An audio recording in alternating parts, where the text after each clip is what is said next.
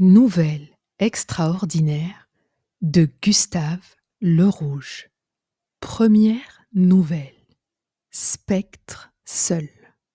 L'ombre semblait pleuvoir avec les fluides hachures d'une averse qui fuyait interminablement d'un ciel enfumé, pareil de tons au ciment noirci par de terreuses infiltrations, comme si cette indigente ruelle et toute la maussade ville provinciale elle-même eussent été construites sous les voûtes fangeuses de quelques réservoirs souterrains. Déjà la nuit se blottissait aux angles de la triste salle de café où j'étais assis. Une maladroite et rougeole de bonne n'en finissait pas de remonter, avec une foule de bruits agaçants. Une demi-douzaine de lampes grinçantes, et je bâillais mortellement, endolori par le tambourinement monotone des gouttes sur les vitres et le sourd pataugement des passants hâtés parmi les flaques d'eau sale. Bientôt, je m'aperçus que, depuis longtemps déjà, mes yeux distraits s'étaient fixés sur un homme, à la physionomie chagrine, qui, comme moi, semblait plongé dans le plus nauséeux désœuvrement.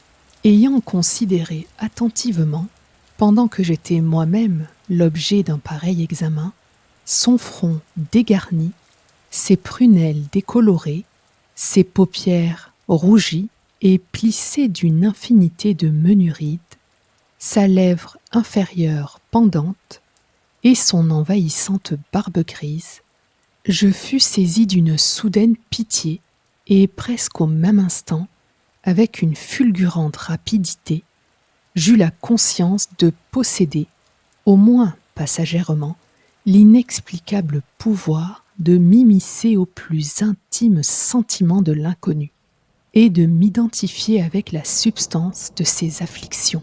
Au moment où je l'observais, l'homme, dont le cœur paraissait vide et désolé, tournait toutes ses mélancoliques pensées vers les époques plus heureuses de son enfance. Le vivant et joyeux affairement de la ville maritime où il était né bruissait dans le lointain de son souvenir.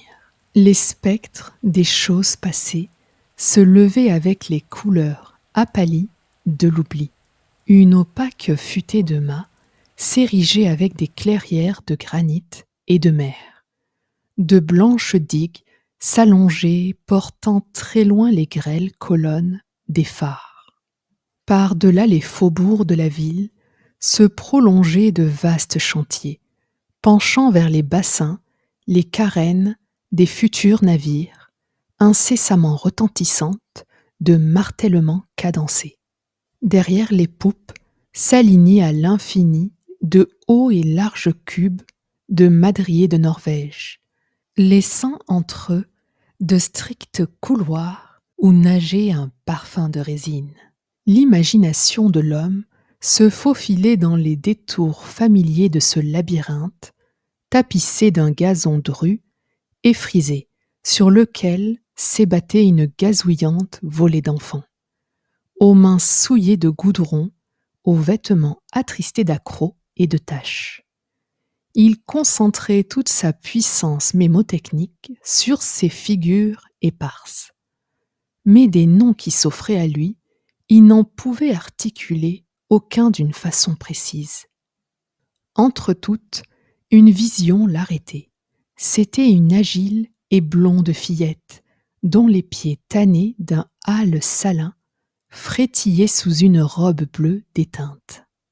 Il se rappelait la voir un jour, couronnée d'un diadème de coquillages et de ces chardons céruléens dont les racines rampent dans les sables tels que des corps de grâce. Mais de même que ses autres compagnons d'enfance disparus, depuis lors, sans qu'il eût conservé de relation avec un seul d'entre eux, l'enfant qu'il avait aimé était fortuitement parti au loin et jamais plus il n'avait entendu parler d'elle. Poussant un soupir de regret, l'étranger poursuivit le cours de sa rêverie. Au chantier avaient succédé de petits jardins des bas-quartiers, dont les carrés de choux rouges et de pommes de terre étaient séparés par des vivaces haies de sureaux ou de courbes épaves de navires, égayées par des touffes capiteuses de romarin et d'angélique. Là encore, il reconnaissait beaucoup de figures d'amis. Par malheur, il y avait de longues années qu'il ne s'était enquis de leur situation, et il l'avait sans doute totalement oublié. À ce moment, un bref temps d'arrêt se produisit dans les fuyants rappels de cette imagination.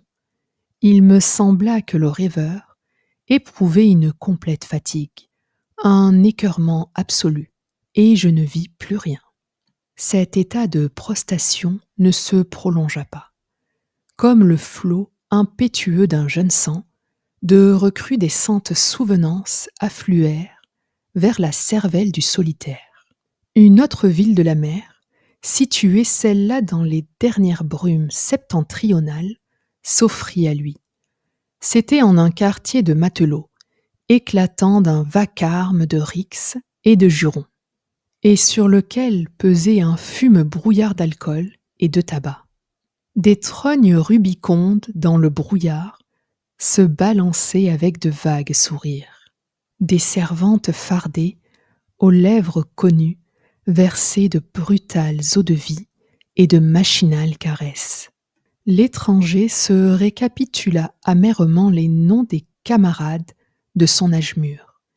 Il lui était devenu aussi inconnu que les amis de sa jeunesse. Alors, les paysages de sa mémoire varièrent encore, et ce fut une île tropicale endormie dans la splendeur des feuillages et des floraisons qui semaient leurs pétales vers le clair océan. Mais un long paquebot salit l'azur de ces cheminées vomissantes. Forcé par les circonstances, l'homme s'embarqua, et sur le pont, il agitait encore de vagues gestes d'adieu, auxquels répondaient du rivage de plaintives mains féminines, de plus en plus lointaines. Longtemps encore et vainement, l'homme compulsa tous les séjours et toutes les fréquentations de ses voyages. Du gouffre de plus en plus ténébreux de son souvenir ne surgissaient que des indifférents ou des morts. Une profonde lassitude d'âme l'envahit. Il constata avec désespoir qu'il était possédé par la solitude.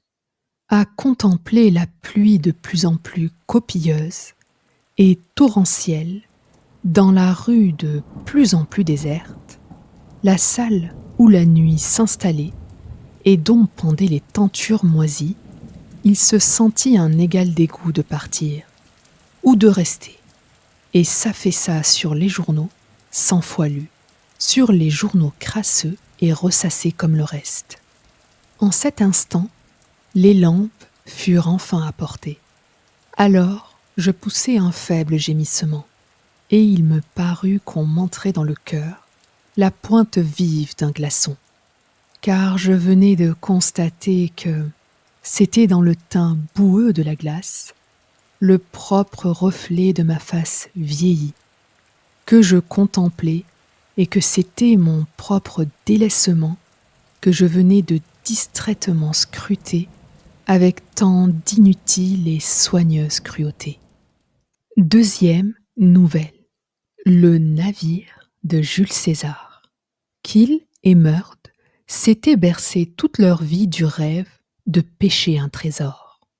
La colonne de granit du phare de Wright, qu'ils gardaient en pleine mer, surgit d'un réseau d'écueils et de storms, dont les gouffres, dit-on encore maintenant, recèlent quelques-uns des navires de la légendaire Armada.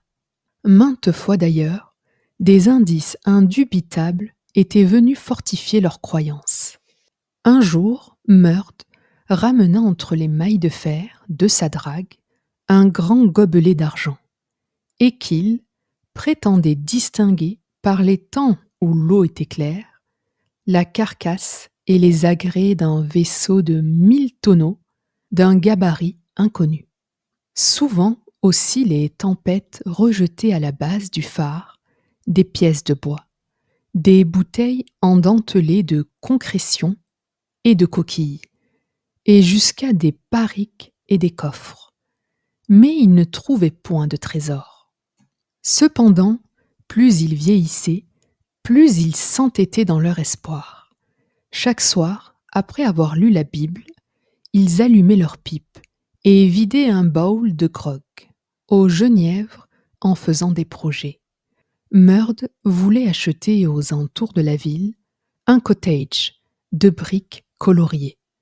Il y aurait un parloir de chêne comme celui de l'officier des douanes, et sa nièce, Effie, celle qui tenait un cabaret sur le port, devenue grande dame, verserait le thé d'une bouilloire d'argent. Qu'il, plus ambitieux, voulait habiter Londres et voyager sur le continent. Il s'habillerait comme un gentleman, porterait une bague d'or et se ferait construire un yacht.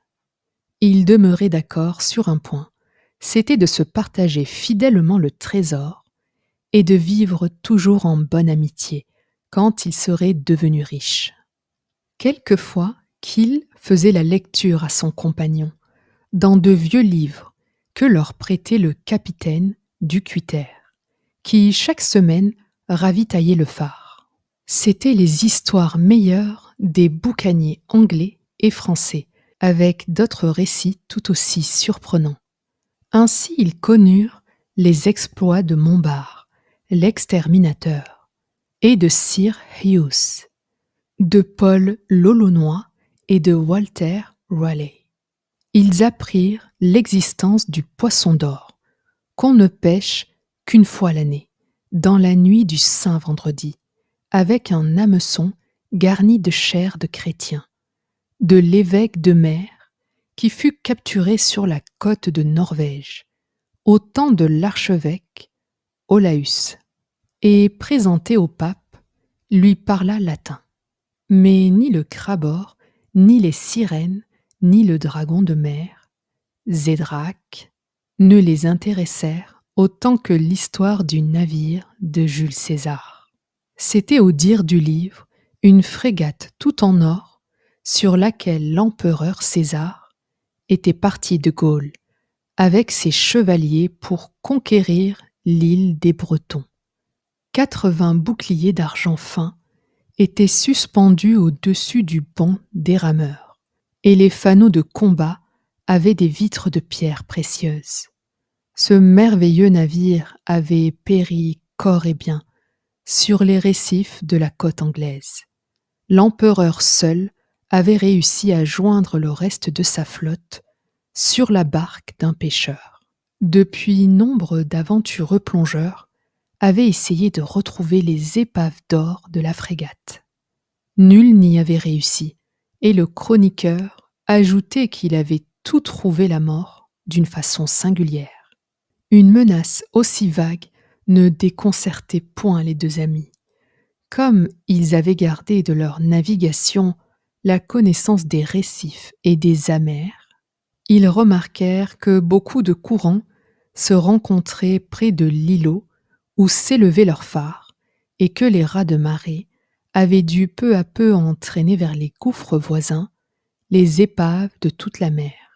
De là ils en vinrent à supposer, puis à croire fermement, que le navire d'or devait se trouver tout près d'eux.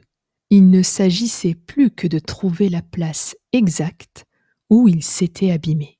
Ils s'employaient à cette recherche tout le temps que leur laissait le soin de leur lampe.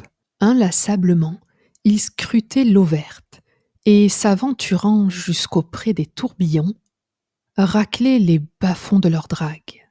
Quand revenaient les marées d'équinoxe, alors qu'un vaste espace de rochers reste à sec, ils se livraient avec plus d'enthousiasme à leur sondage.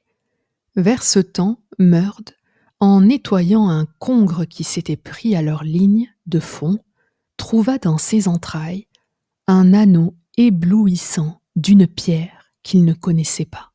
Il le mit à son petit doigt, tirant de cette rencontre un nouveau présage de succès. Un matin, qu'ils se trouvaient loin de leur phare, un brouillard jaune tomba subitement, et sur la mer, de la couleur livide du vieux plomb, ils ne surent plus s'orienter. Puis le ciel s'assombrit encore, sembla rouler des fleuves de cendres et des traînées d'encre fangeuse. Le brouillard plus doux se résolvait en pluie. La brise fraîchie, des lames monstrueuses et blanches d'écume s'enflèrent. Malgré qu'ils eussent replié toutes leurs voiles, ils filaient avec une rapidité vertigineuse, entraînés dans le rugissement de la tempête. Ils n'avaient point emporté de boussole ni de vivres. Affamés et transis au fond de leur canot, ils se reprochaient mutuellement leur folie. Pour la chimère d'un hypothétique trésor, ils s'étaient perdus. Même si, par fortune, quelques navires les recueillaient, ils seraient déshonorés et condamnés à la potence pour avoir abandonné le feu confié à leurs soins. Comme le soir tombait, une pluie abondante abattit la violence du vent. Des vagues, peu à peu calmées, émergeait un archipel de rochers noirs, grotesquement contournés, laissant en son centre une petite baie tranquille où aboutissaient des antres basaltiques. Ils dirigèrent leur barque de ce côté, dans l'espoir de glaner sous les algues quelques coquillages nutritifs. Ils amarraient le grappin de leur barque lorsqu'une apparition les cloua sur place de stupeur. Un être étrange et semblable, de tout point au monstre de leur livre, s'avançait vers eux en nageant.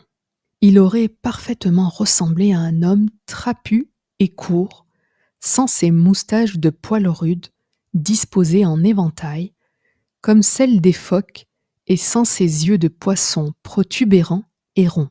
Ils remarquèrent, lorsqu'il approcha, que les doigts de ses mains étaient palmés, et tout son corps couvert d'écailles argentées. Ses dents et ses ongles étaient de la plus étincelante nacre verte. « Je n'ai pas l'intention de vous nuire, dit-il d'une voix gutturale et sourde. Rendez-moi seulement l'anneau que vous avez au doigt et qui m'appartient, et il ne vous arrivera point de mal. » Tout tremblant, Murd donna l'anneau. Alors la nuit se fit moins sombre. Un courant furieux les saisit. Consternés et transis, ils se retrouvèrent presque sans savoir comment, à la base de leur tour. La lampe de leur phare, allumée par des mains invisibles, brillait, comme chaque soir, sur la mer, immensément bleue, où se reflétait la pleine lune. Cette aventure ne laissa point calmes les deux amis.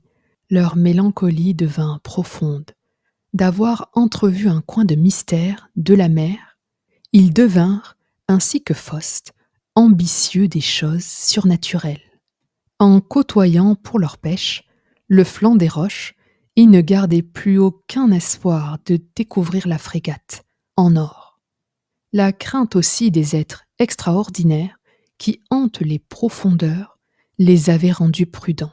Ils ne s'éloignaient plus maintenant qu'à de faibles distances. Un soir, par un ciel pareillement pluvieux, par une même mer jaune et pâle, Murd, que l'insuccès de leur pêche avait rendu furieux, s'écria avec un grand serment. « Nous menons à présent une existence tout à fait ignoble et indigne d'hommes libres.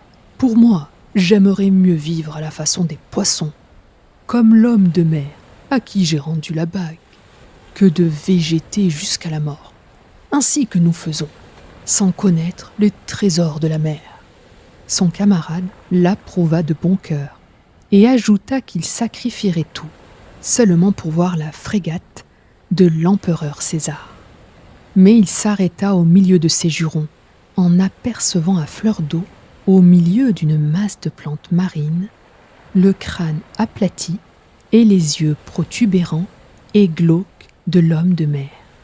Le monstre nagea vers leur barque, et d'un sourire singulier que complétaient des gestes gauches de ses bras courts, il leur fit comprendre que leur vœu allait être réalisé. Comme la première fois, leur barque fut emportée parmi les écumes d'un courant, Et dans la nuit devenue complète, où s'allumait inexplicablement à leurs yeux l'étoile du phare désertée, ils s'abandonnèrent à l'aventure. Mais ils se tenaient tout près l'un de l'autre pour se porter secours en cas de péril. Bientôt, une grotte inconnue suspendit sur eux ses pendentifs de stalactites. Le monstre qui nageait à l'avant du bateau s'arrêta. Son corps et ses yeux, de même que tous les objets d'alentour, phosphoraient une tiède lueur bleue qui emplissait toute la grotte. Au fond, au milieu, d'immenses bouquets de coraux et de guirlandes frissonnantes de lianes de mer, la merveilleuse frégate rutilée de pierres précieuses dans une brume dorée. Ils s'approchèrent tout palpitants. Hélas, de près, le miraculeux navire ne fut plus qu'une épave, rongée par l'âge et les bêtes, et dont le bois pourri s'effritait entre leurs doigts avides. Les insectes phosphorescents qui s'attachent aux vieilles pièces de bois avaient causé leur illusion. Quelques crânes verdis, mêlés de pièces de monnaie oxydées et de cuirasses rompues, voilà tout ce qu'ils virent. Mais ils poussèrent un grand cri, en se considérant mutuellement, par les chevelures, la nacre des ongles et le crâne aplati. Ils étaient devenus pareils de tout point à celui qui les avait menés en cet endroit. Sous leurs vêtements qui tombaient déjà de même, leur corps luisait d'écailles argentées. Leurs souhaits réalisés à la lettre les faisaient désormais habitants de la mer. Tout autour d'eux, des rictus narquois de monstres les narguaient ironiquement. Ils cherchèrent un abri dans les feuillages pour y cacher leur désespoir. Maintenant, ils se sont habitués à cette vie. Tristes, souvent, ils se plaisent à écouter, derrière le sillage des barques, la voix des pêcheurs, chantant Rule, Britannia ou Sweet Home. Et ils les récompensent de leurs chansons, en poussant vers les tenailles le peuple effaré des poissons. Quelquefois, ils nagent avec lenteur autour du phare, et ils guettent, tapis dans les végétations grasses de l'écueil, s'allumer le feu jadis confié à leurs soins. Dans les tempêtes, alors que ces phares les pilotent et que triomphe dans le rugissement du vent la clameur de la mort souveraine, il leur arrive de préserver d'une façon inespérée les vaisseaux en péril. De leurs doigts écailleux, qui sont devenus pareils aux ailerons des morses, ils s'accrochent aux ferrures du gouvernail, les maintiennent et orientent de toute leur puissance le navire vers les molles plages de sable ou vers l'entrée rouge et verte des ports. Parfois aussi, ils profitent du brouillard des nuits d'hiver et nageant silencieusement jusque tout près du rivage, ils contemplent, avec de grands soupirs et des regards mouillés de larmes, la rouge lueur qui brille aux fenêtres du petit cabaret, sur le port, où effie la douce jeune fille à la peau de lait, aux tresses rouges, vend aux marins le porter et le gin, avec le blond tabac et les longues pipes de terre blanche, dont le fourneau est sculpté d'une esclave, offrant à la reine, en signe de reconnaissance, ses entraves rompues. La petite lueur rouge de la taverne, les deux amis la regardent longuement, mais ils ne savent plus pleurer. Puis ils regagnent, en silence, les profondeurs marines, où sommeille l'amas des inutiles richesses. Troisième nouvelle, le spectre rouge. Au dessert, chez le grand banquier X, on parlait socialisme et réforme politique. Le repas commençait selon les rites d'une cérémonieuse froideur, presque coude sur table, au milieu du heurt étincelant des opinions. Chacun proposait pour l'attendrissement des dames 1000 moyens d'amélioration au sort des déshérités. les sentiments finissaient par venir à ces hommes de finance, aussi généreux que les vins qu'ils avaient bu. L'insolence du bonheur, sûr de lui, semblait, en ce tiède crépuscule estival rafraîchi par la buée des sources invisibles dans la profondeur du bois, autour de cette table chargée de languissants bouquets, rayonner cruellement en une atmosphère quasi tangible, combinée du parfum des fruits, du bouquet des vins précieux et de la saveur irritante des chevelures et des chairs moites.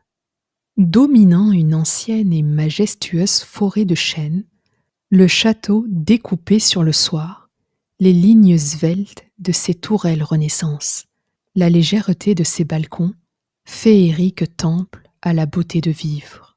On descendait vers les bois par une série de terrasses étagées, d'où l'on pouvait confortablement se rassasier du cercle viride de l'horizon, houlant comme la mer sous le vent du couchant.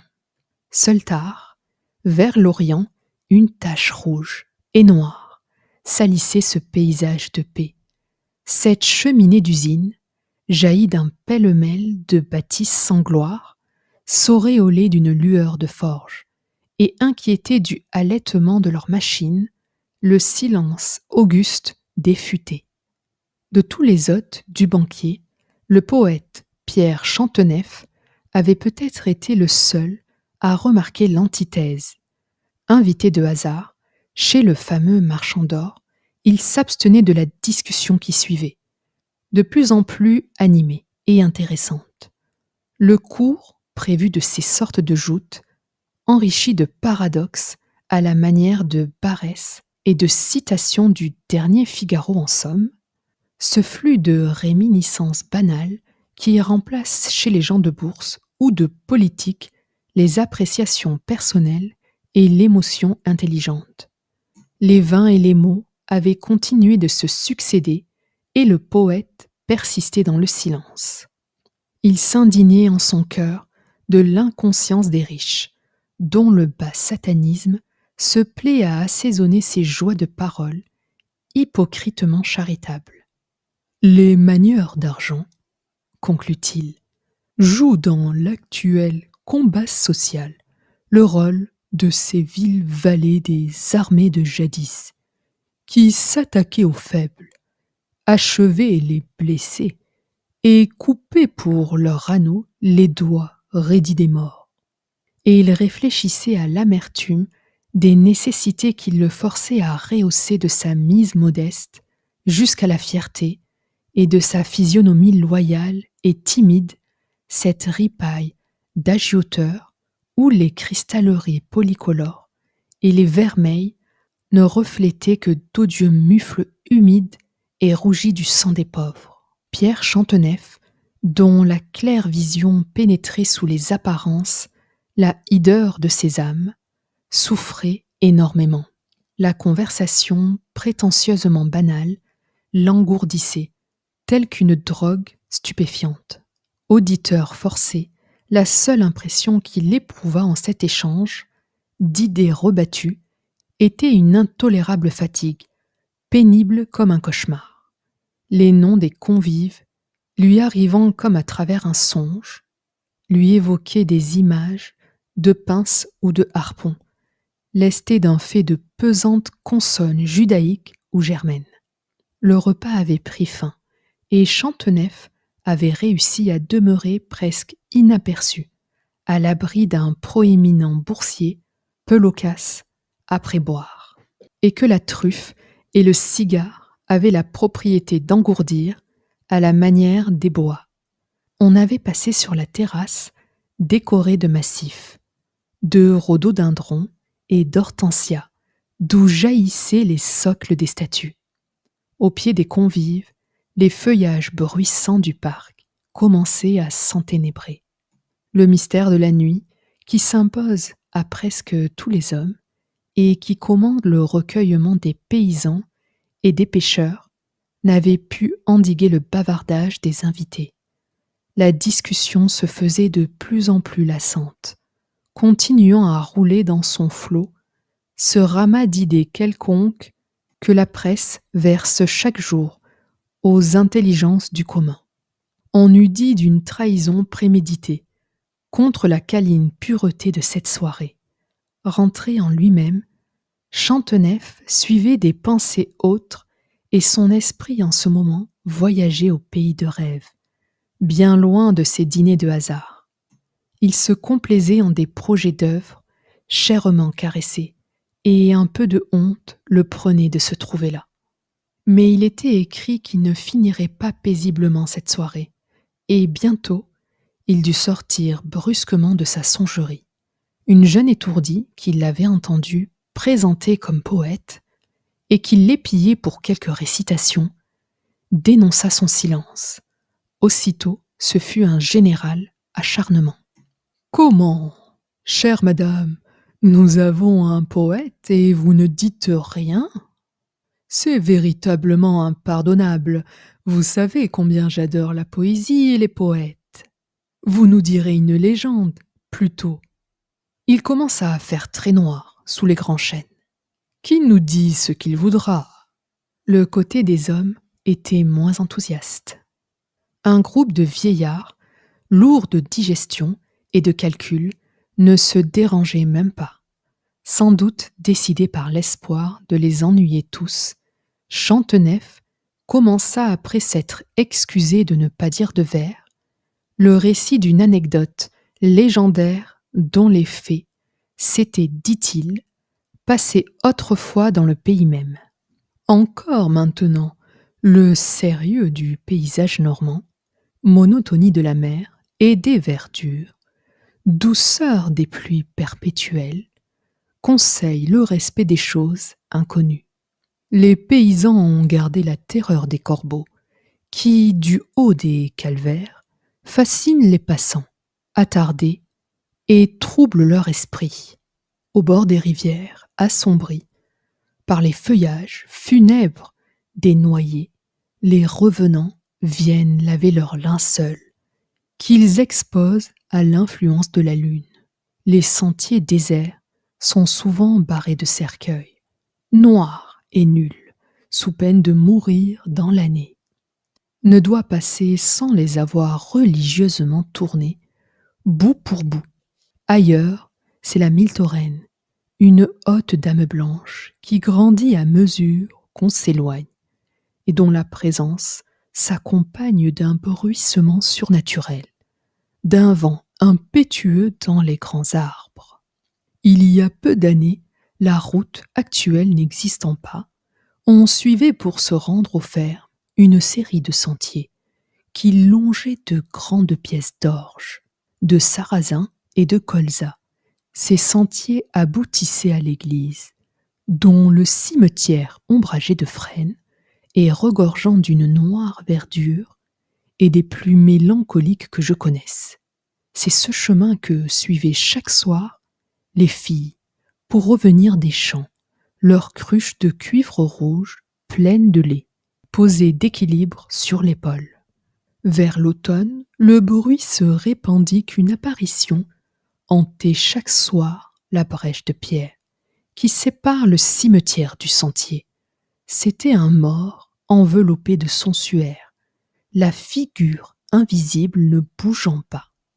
La vulgarisation des idées scientifiques, hasarda quelqu'un, dissipe peu à peu ces superstitions ridicules. Chantenef, sans relever l'interruption, continua de sa voix égale et un peu traînante. Il dit les terreurs des paysans, les touchantes croyances relatives aux âmes du purgatoire, la foi indéfectible des simples aux choses immatérielles. Son éloquence, toute vibrante d'indignation, contenue, fit un moment frissonner tous ces jouisseurs à l'âme sordide, pour toujours captive au cercle infernal de la chair et de l'or. Sa parole fraîche et profonde avait le mystère, et l'on eût dit comme les pénétrantes rosées de la ténèbre montante, dont son récit évoquait les majestueuses angoisses. L'assemblée entière fut traversée d'un sympathique frisson, quand Chanteneuf décrivit les angoisses du valet de charrue, qui chaque soir s'enveloppait d'un drap pour jouer au spectre, et qui trouva un jour à ses côtés un immatériel et celui-là bien réel revenant. On releva le lendemain dans son suaire, raidi par le froid du matin, le cadavre convulsé du misérable farceur. N'est-ce pas Villiers de l'Isle-Adam qui dit « Si tu joues au fantôme, tu le deviendras ». Au milieu du silence, produit par cette conclusion, la voix d'un auditeur inattentif, sociologue, absorbé sans doute en des plans de félicité future pour les pauvres, se fit entendre. Pardon, mais la question du paupérisme, je saisis sans doute mal le rapport. Il est bien simple pourtant, articula le poète, d'une voix sereine, en se tournant vers les rouges usines, maintenant flamboyantes, dans la nuit tout à fait tombée. Je crois que les heureux de cette société ne devraient pas tant s'amuser du spectre rouge. Et tous, s'étant tournés vers l'horizon vermeil, comme le sang, et comme l'aurore d'une chose inconnue, comprirent avec un tremblement la parole du maître. Si tu joues au fantôme. Un like et un abonnement, ça fait toujours plaisir. Et ça m'aide à continuer. Merci et à bientôt.